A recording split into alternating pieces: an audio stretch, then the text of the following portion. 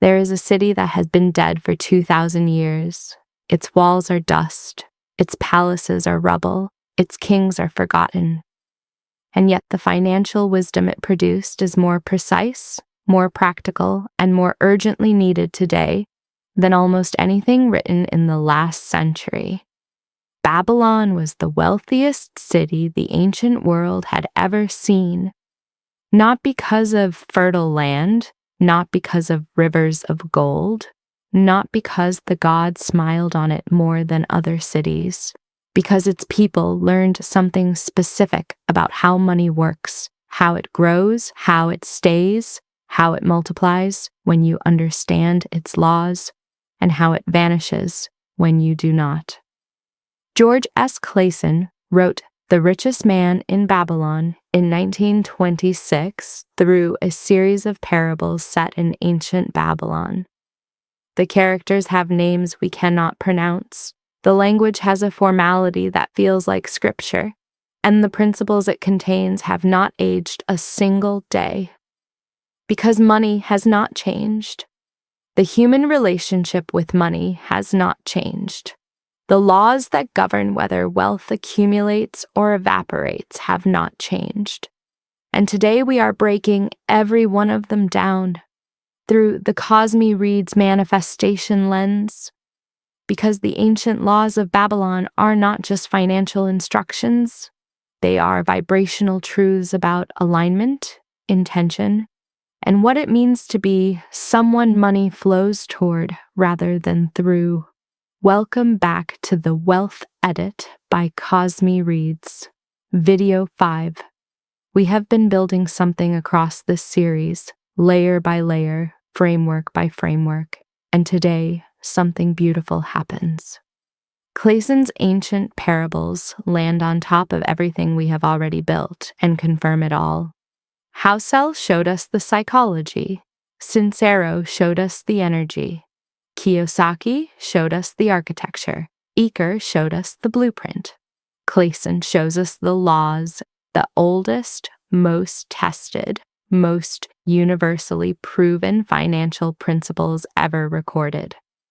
And when you hear them through the CosmiReads manifestation lens, through Murphy's subconscious programming, through Dispenza's identity work, through Clear's habit architecture, you will recognize that the richest man in Babylon was not just a wealthy man. He was someone who had mastered the art of becoming a person money wanted to stay with. That is what this video is about. Not earning more, becoming more. The money follows the becoming. It always has. Before the laws, a moment with Arkad himself, because his story is the proof of concept at the heart of everything Clason wrote. Arkad did not begin as the richest man in Babylon. He began as a poor scribe, working long hours for small wages, watching others accumulate what he could not seem to hold. He had the same opportunities as his peers, the same city, the same marketplace, the same gods. And then one day he asked a question that changed everything. He went to the wealthiest man he knew, a moneylender named Algamish, and he asked not for money, not for a loan, not for a connection. He asked for knowledge. He asked to understand how wealth was built. And Algamish gave him one instruction so simple it felt insulting. Of all you earn, keep a part for yourself. Arkad followed the instruction. Not brilliantly, not without mistakes, but consistently, persistently, and with the understanding that the law was the law regardless of his current circumstances. And Babylon never had a richer citizen again. That question, how is wealth built, and that willingness to act on the answer with total consistency is the entire book. Everything else is elaboration. The first law is the one that anchors the entire Babylon framework, and it is the same principle Eker encoded in his Freedom Jar, the same principle Kiyosaki encoded in his column 1, the same principle Every wealth teacher across every era has stated in their own language. Pay yourself first. Clason states it as, a part of all you earn is yours to keep, not most of what you earn, not what is left after everything else. A part. Specifically, at least one gold coin in 10. 10% of every payment, every fee, every windfall, set aside before any other claim is made against it. Before rent, before food, before debt, before pleasure, before obligation. The manifestation dimension of this law is the one Eker identified most precisely. When you pay yourself first, you make an energetic declaration to the universe, to your own subconscious, and to the fabric of your financial identity. I am someone money stays with, not someone money passes through on its way to other people's pockets. That declaration, made consistently in every financial transaction at every income level, is the program that replaces every scarcity belief Murphy taught us to locate and overwrite. You do not need to feel wealthy to practice this law. You need to practice this law to begin feeling wealthy. The feeling follows the action. The identity follows the practice. Amara had been a freelance photographer for 3 years.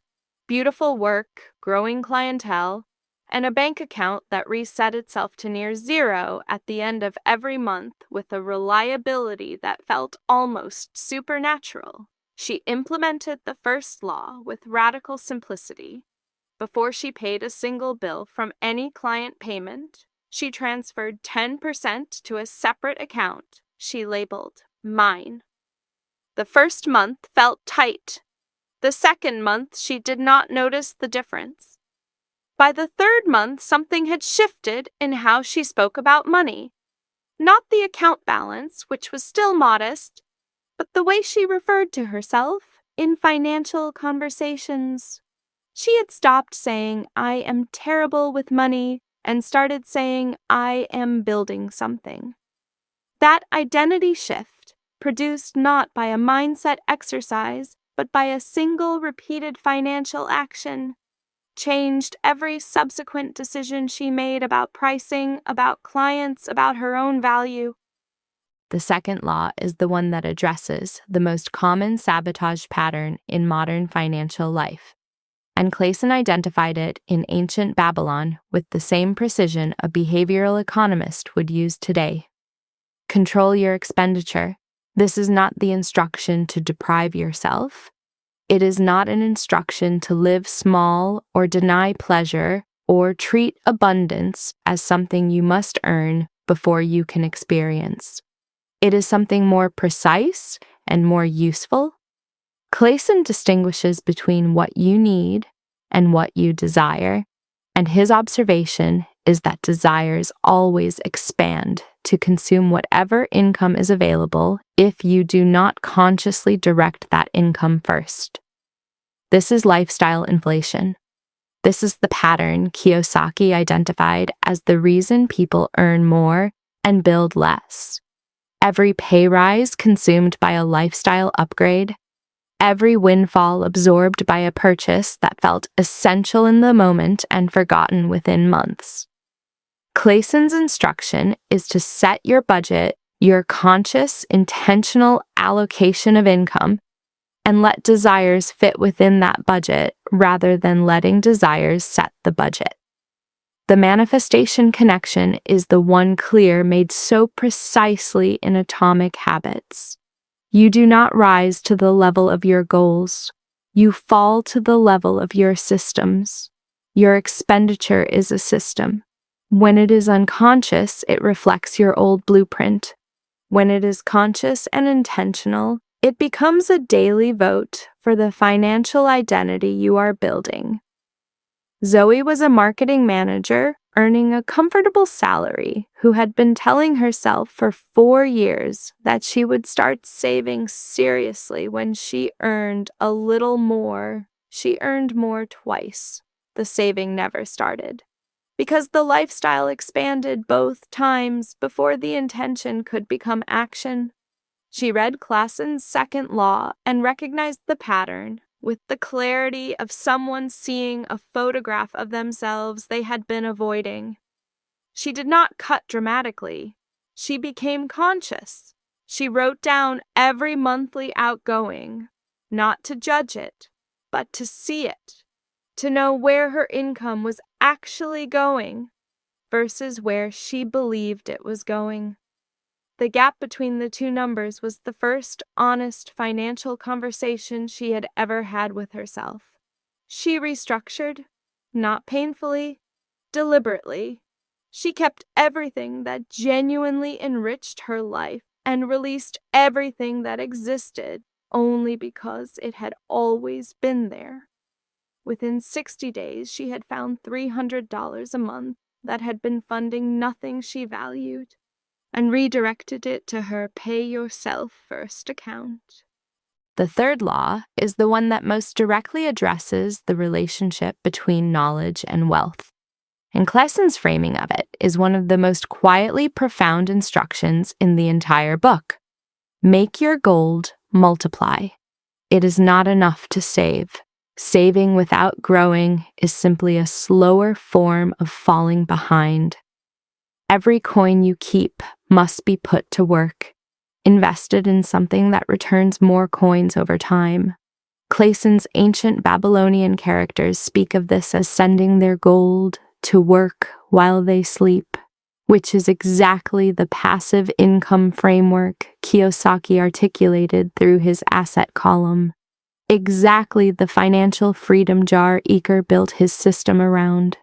Exactly what Murphy meant when he taught that the subconscious works continuously, day and night, sleeping and waking, on whatever program it has been given. Your money, like your subconscious mind, never sleeps. The question is whether it is working for you or sitting idle. Clason's specific instruction is to seek wise counsel, to learn from those who have already made their gold multiply, not from those who have only opinions. He distinguishes sharply between a bricklayer's wisdom about bricks and that same bricklayer's opinion about investment. Expertise is domain-specific. Seek counsel only from those whose gold is already working. Priya, a different Priya from the one you may remember from the Millionaire Mind video, was a secondary school teacher who had been putting a modest amount into a savings account for 6 years. The account paid almost no interest. She was practicing the first law, but not the third. Her gold was not working. She spent 3 months doing exactly what Clason prescribes, seeking wise counsel rather than opinions. She attended 2 financial literacy workshops. She read 4 books on index investing. She found a fee-only financial advisor who charged for knowledge rather than commissions. And then she made a decision from a place of education rather than fear or trend chasing. She moved her savings into a diversified, low-cost index portfolio. Not dramatically, methodically. The amount was the same. The destination was different. She told me 2 years later that the most transformative part was not the investment return. It was the moment she stopped treating her money as something to protect and started treating it as something to deploy. The shift from hoarding to growing is the shift from scarcity to abundance made practical. The fourth law is the one Clason spends the most time on, and the one that has the most direct manifestation application. Guard your treasures from loss. Before you can grow wealth, you must protect it. And the primary threat to wealth, in ancient Babylon and in every financial era since, is not the tax collector, not the market crash, not the failed harvest. It is the eagerness of the inexperienced investor to earn returns that are too large too quickly. Clason's character, Arkad, is explicit. The first sound principle of investment is security of principle. Do not risk what you have built for returns that sound extraordinary. because the desire for extraordinary returns, for the windfall, for the shortcut, for the investment that multiplies beyond reason, is not a financial instinct. It is an emotional one. It is the upper limit problem Sincero described wearing a different costume. It is the scarcity program Ecker identified running at high speed. The person who risks everything for an outsized return is not being bold. They are being unconsciously driven by the belief that what they have built through patience and consistency is not enough, that they need a leap rather than a compounding. And that belief, left unexamined, will strip everything they have built and return them to exactly where they began. The law is guard what you have built. Grow it steadily. Reject the extraordinary offer with the same discipline with which you made the first deposit. Nina had spent 4 years building a small but real investment portfolio. Her first real column won, accumulated slowly and consistently through the first 3 laws. Then a colleague introduced her to a private investment opportunity. The projected returns were extraordinary. The pitch was polished. The urgency was manufactured. She almost put everything she had built into it. What stopped her was a single question from Clason's text that she had written in her journal 3 weeks earlier. Would a wise investor whose gold is already working take this risk with what they have already built? The answer, clearly and immediately, was no. She declined. The investment collapsed 4 months later. Every person she knew who had participated lost everything they had put in. Nina did not celebrate. She sat quietly with the realization that 4 years of patient building had been in one afternoon almost undone by the same impatience that had kept her broke before she started. The law had protected her, not her cleverness. The law. The 5th law is the one that completes the Babylon framework and ties every thread of the Wealth Edit series together in a single instruction. Make your home a profitable investment, own the roof above your head, build the life you inhabit into your asset column rather than your liability column. Clason's ancient instruction extends beyond property. It encompasses the entire orientation of someone who builds rather than rents their financial existence, who owns rather than borrows, who constructs a life that generates rather than one that merely consumes. The deeper teaching, the one that resonates most fully through the manifestation lens, is about permanence of intention. The person who builds owns their future. The person who perpetually rents their circumstances, financially, energetically, emotionally, is always one circumstance away from losing what they have. Clason teaches that the foundation of wealth is not a brilliant investment or a fortunate windfall. It is the daily, consistent, unsexy work of constructing something permanent, brick by brick, coin by coin, law by law, until the structure you have built is strong enough to weather any season. Elrod taught us that how you live your mornings determines how you live your life. Clason is teaching the same principle at the scale of a financial lifetime. Every day, you either build toward ownership or drift toward dependence. There is no neutral position. Every day is a brick laid or a brick missed. Kezia had been renting the same apartment for 7 years while telling herself that buying was impossible. Too expensive, too complicated, too far away from where she was financially. She read the 5th law and did something simple. She stopped treating homeownership as a distant fantasy and started treating it as a current project. Not because the numbers had changed, because her orientation had. She spent 6 months doing exactly what Clason prescribes, learning, understanding the market, understanding mortgages, understanding what she actually needed versus what she believed she needed. She connected with a broker. She began saving with a specific target rather than a vague intention. 14 months after reading Clason's Fifth Law, she made an offer on a small property that fit both her means and her actual life. She did not get the apartment of her dreams. She got the foundation of her financial future. She told me the most important shift was not the purchase. It was the moment she stopped treating her financial life as something happening to her and started treating it as something she was building with her own hands, brick by brick, coin by coin, law by law.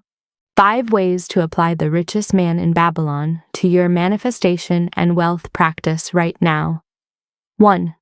Implement the first law today. Not next payday. Today. Set up a separate account labeled yours. Name the percentage. 10% is the Babylon standard, but 1% matters more than 0%. The moment you make the first transfer, you are no longer someone money passes through. You are someone money stays with. 2. Write your conscious expenditure plan this week. Not a budget designed to restrict you, a map designed to show you where is your income actually going versus where you believe it is going. Find the gap. Redirect the gap toward the first law. 3. Identify where your gold is sitting idle. Is your saved money sitting in a low-interest account doing nothing? Find one wise counsel this month, a book, a fee-only advisor, a financial literacy resource, and begin educating yourself about how to make it work. 4. Examine your last 3 financial decisions for the pattern Clason identified. Were any of them driven by the desire for extraordinary returns? By impatience with the pace of steady growth? Name the pattern. The law is guard what you have built. Grow it steadily. 5. Identify one area of your financial life where you are renting when you could be building. One area where you are funding someone else's asset column when you could be constructing your own. Make one decision this month that moves you from renter to builder. Your 7-day Babylon challenge. Day 1. Open your Pay Yourself First account and make the first transfer, however small. Day 2. Write your full conscious expenditure plan and find the gap between what you believed and what you spend. Day 3. Identify where your current savings are sitting and research one alternative that makes them work harder. Day 4. Find one source of wise counsel, a book, a workshop, a qualified advisor, and commit to one learning action this month. Day 5. Review your last 3 financial decisions through Clason's 4th law. Were you guarding your treasure or gambling with it? Day 6. Write out what the 5th law means for your specific financial life. Not property necessarily, but what does building rather than renting look like for you right now? Day 7. Read all 5 laws aloud as affirmations. Present tense, first person, as statements of who you already are becoming. Then run your miracle morning with those 5 laws as your visualization anchor. Drop one word in the comments that describes what it feels like to go from someone money passes through to someone money stays with. Just one word. I read and replied to every single one. The richest man in Babylon was not special. He was not gifted. He was not lucky. He was consistent. He found the laws. He applied them without exception. He became someone wealth recognized as a worthy home. And the invitation at the heart of this ancient book, in the invitation at the heart of this entire series, is the same one it has always been. You are not waiting for the right circumstances. You are not waiting for a better economy, a higher income, or a more convenient time. The laws work now. They work with what you have now. They have always worked for 2,000 years, in every economy, in every era, for every person willing to apply them with the same quiet consistency Arkad brought to his first gold coin. Hit the like button if this series has been changing something in you. Subscribe and hit the bell because video 6 is Money Master the Game by Tony Robbins. And it is going to bring everything we have built across this series into one of the most comprehensive wealth frameworks ever written. Your free downloads are in the description. Thank you for being part of CosmiReads. Manifest, read, rise. See you in the next one.